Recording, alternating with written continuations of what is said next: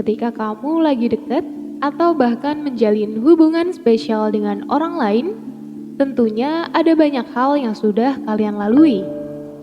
Tidak bisa dipungkiri bahwa komunikasi menjadi kunci terjalinnya hubungan tersebut. Nah, komunikasi antar orang ini disebut sebagai komunikasi interpersonal. Hubungan interpersonal merupakan hubungan di mana ketika kita berkomunikasi, kita bukan hanya sekedar menyampaikan isi pesan, melainkan juga menentukan kadar hubungan interpersonalnya. Jadi, ketika kita berkomunikasi, kita tidak hanya menentukan konten, melainkan juga menentukan relationship.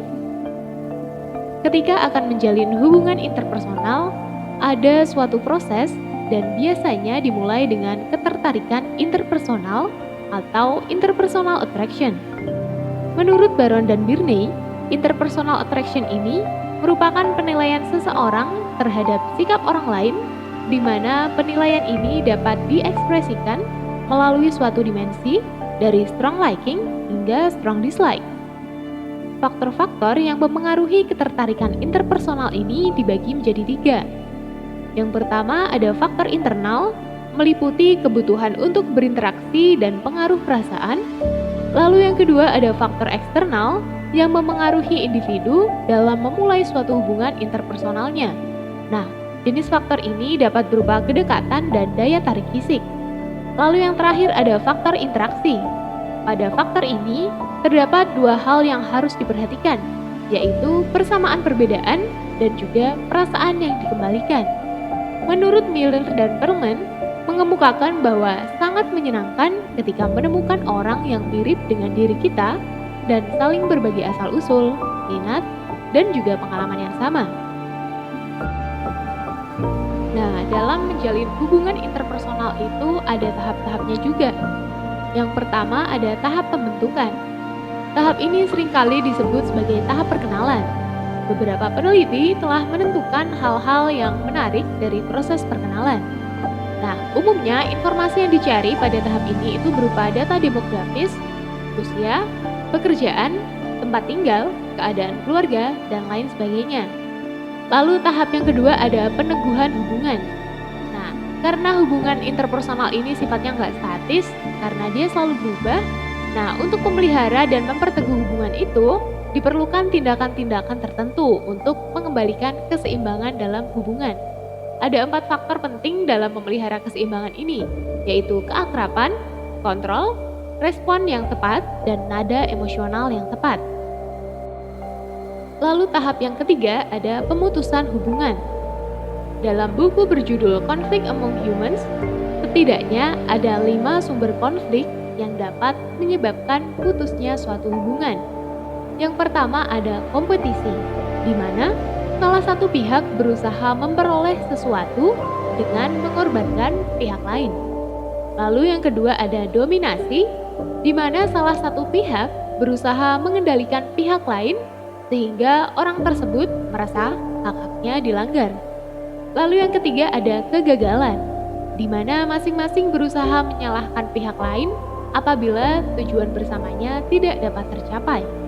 Yang keempat ada provokasi, di mana salah satu pihak terus-menerus berbuat sesuatu yang ia ketahui menyinggung perasaan pihak yang lain.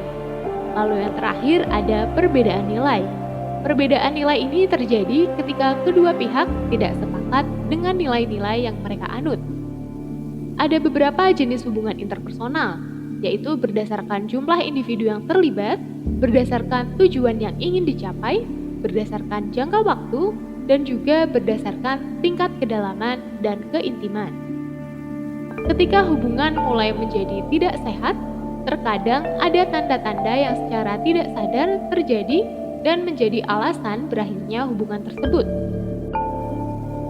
Jika kamu memang merasa ada yang mengganjal, cobalah komunikasikan dengan baik bersama pasanganmu. Bicaralah dengan santai dan buatlah langkah agar dapat memperbaiki hubungan tersebut. Nah, ada beberapa tanda yang bisa jadi penyebab retaknya sebuah hubungan. Yang pertama, gak pernah ribut.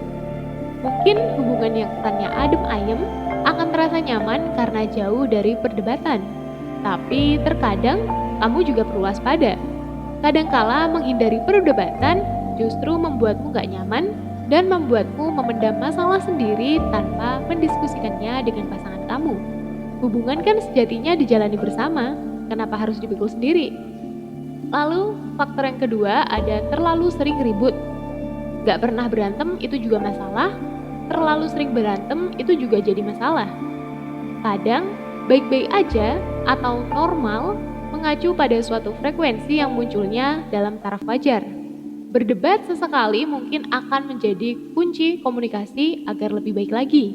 Namun, jika terlalu sering akan membuat hubungan kamu menjadi toksik alias gak sehat dan juga gak baik buat kalian.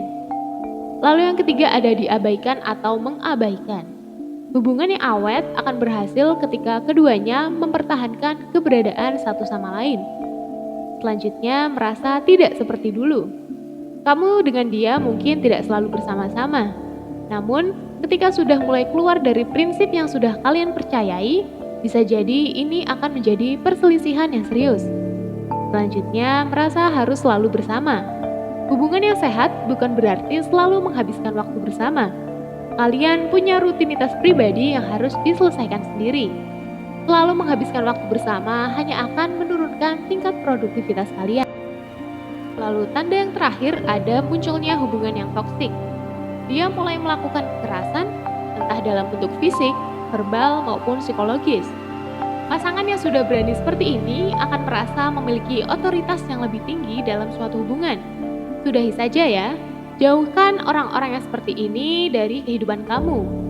Kamu hanya membuang-buang waktu jika harus bersama dengan orang yang tidak bisa menghargai kamu dan membuat kamu selalu merasa rendah. Nah, lalu apa sih yang bisa dilakukan? Jika memang terjadi kesalahpahaman atau miskomunikasi, coba diskusikan kembali dengan pasanganmu dengan bijak. Namun, jika hubungan itu hanya membuatmu semakin memburuk dan tidak membawa ke arah yang lebih baik, sudahi saja dengan cara yang baik-baik pula. Jangan bertahan untuk hubungan yang tidak sehat dan membahayakan kamu. Kamu berhak untuk mendapatkan kehidupan yang jauh lebih baik lagi. Barangkali, kenangan masa lalu itu akan mengubah caramu dalam berpikir dan bertindak. Namun, jangan terlalu berlarut-larut, sebab kamu berhak bahagia dan lepas dari trauma. Oh iya, untuk mendukung platform ini, jangan lupa untuk follow Instagram @pertemanansejiwa dan klik subscribe di kanal YouTube Pertemanan Sejiwa. Klik like kalau kalian suka dengan video ini, dan share jika kalian merasa ini akan bermanfaat untuk orang lain. Akhir kata, gue berharap kita semua bisa mulai menanamkan mindset bahwa diriku berharga. Gue Rosita pamit undur diri, see you!